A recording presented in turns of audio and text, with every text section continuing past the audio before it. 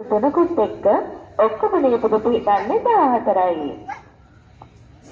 අපේ අලියාලන්ට අන්සෙල්ලන් කරලා මහන්සි හිතලාද කොහෙද? ඉතින් මේ සූදානම පොඩ්ඩක් බිම වැටෙන්න දාගන්නයි. ශීරබායි සතුන් අතරින් කෙටිම කාලයක් නිදාගනු ලබන්නේ මොවුන්. පැය දෙක තුනක් වගේ පොඩි කාලයක්. අලියෙක් රෝගී වෙන අවස්ථාවක නම් මෙන්න මේ විදිහට බිම වැටෙන්න නිදාගන්නේ නැහැ. ගහකට වාඩි වෙලා තමයි නිදාගන්නේ. ඒ මොකද මේ විශාල ශරීරයේ සම්බරතාවය තියාගෙන නැගිට ගන්න අපහසු වෙන නිසා.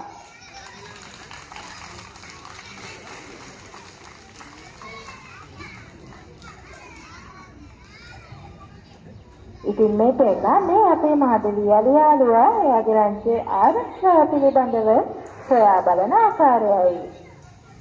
අලිය කියලා කියන්නේ රංචු වශයෙන් ජීවත් වෙන සත්ත්ව කොටසකට. මොන්ගේ මේ රංචුව මාතෘ මූලික වෙනවා.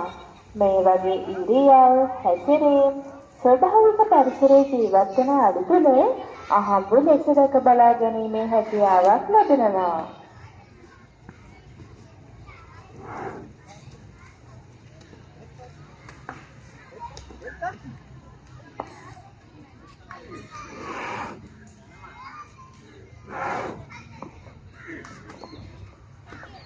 අපි දැන් ඔයාලට පොඩි ගණන් පාඩමක් කියලා දෙන්නයි යන්නේ. අපි බලමු කොහොමද අලියෙකුගේ උරහිස මට්ටමට උසමනින්න කියලා.